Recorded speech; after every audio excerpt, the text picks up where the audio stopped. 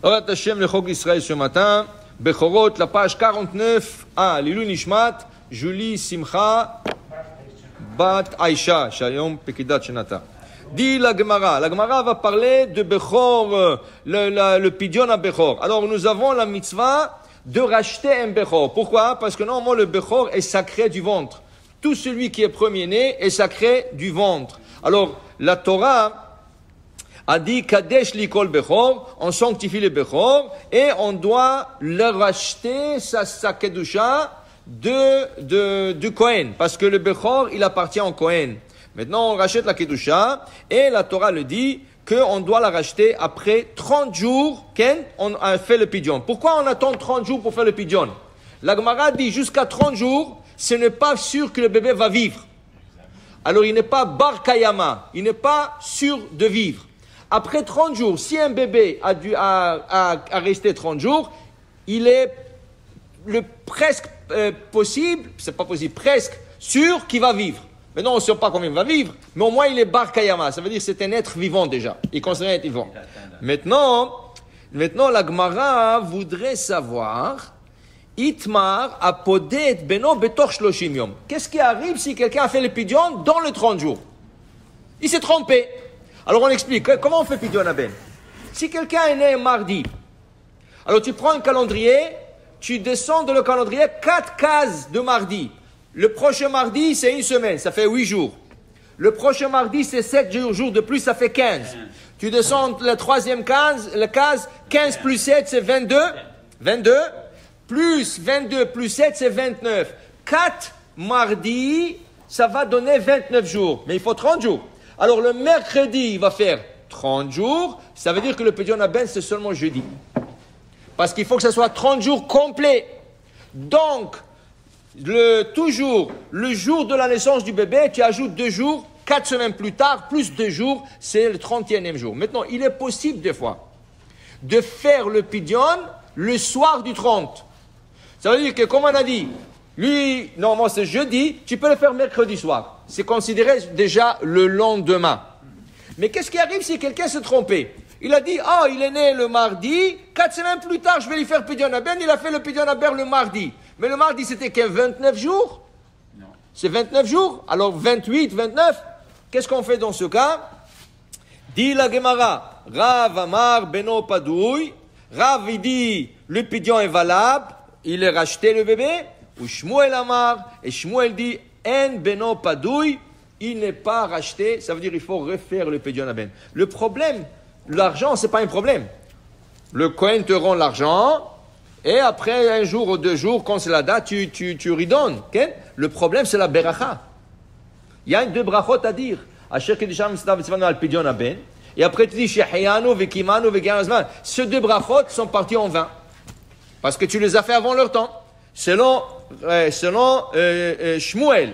Comme qui est la halakha? Je saute quelques lignes de la Gemara. Ilchata, la halakha kavate de Shmuel. Ici, la halakha est comme Shmuel. Il y a des règles entre Rav et Shmuel. Des fois, la halakha, comme Rav, la Gemara dit, que Rav be'issouré, tout ce qui est question de permis interdit, toujours la halakha est comme Rav, quand ce père de rabbin discute, quand c'est une question cachère, pas cachère, interdit, permis, la halakha est comme Rav, et que Shmuel bedine, quand c'est une question monétaire, des litiges monétaires, là on suit l'opinion toujours de Shmuel.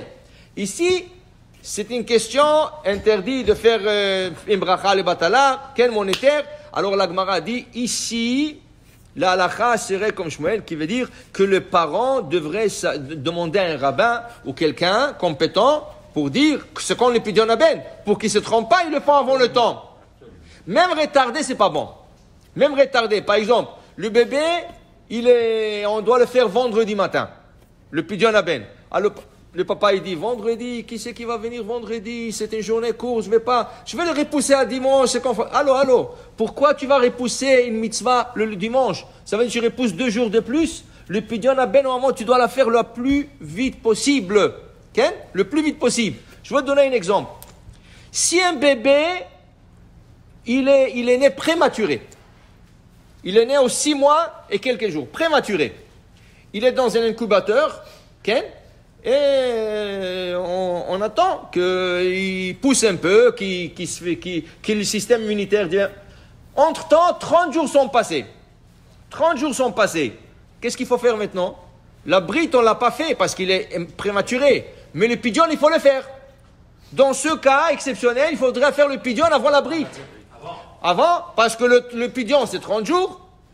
Le pidion, c'est 30 jours, quel?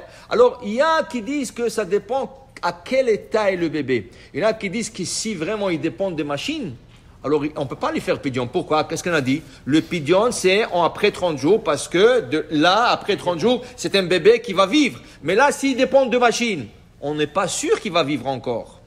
Ok? Alors, il y en a qui disent, oui, mais il faut voir à quel stade. Ça veut dire jusqu'à combien il dépend des machines. Si c'est rien qu'une question de le surveiller, tu peux faire le pidion. Si c'est une question qui ne veut pas respirer seul, alors on ne peut pas lui faire le pidion encore. Alors ça, c'est aussi une question à demander comment on fait le pidion. Mais il y aura des cas où le bébé il n'est pas assez fort, chose comme ça, que le pidion viendra avant la brite. Le pidion viendra avant la brite. Alors tu ne repousses pas une pidion à ben. Le pidion à ben, tu le fais en son temps. Comme une brite. Une brite, il faut la faire la plus vite possible. Qui veut dire quoi? Un bébé est né mardi, tu fais mardi. Okay? Maintenant, mardi, tu le fais le plus tôt possible le matin. Okay? Mais là, qui te disent, par exemple, si une brite tombe un dimanche, oh, c'est un dimanche, on va faire un brunch. Pourquoi tu vas faire un brunch? La brite, ça commence dès que le soleil se lève, tu dois faire déjà la brite. Ok, alors tu dois faire la prière. Fais ta prière. Et après, tu fais, mais attends pas un brunch. Tu n'attends pas un brunch. Tu fais le plus vite possible. Alors il faut savoir que le mitzvot, il faut le faire le plus vite. Regardez Avraham Avinu.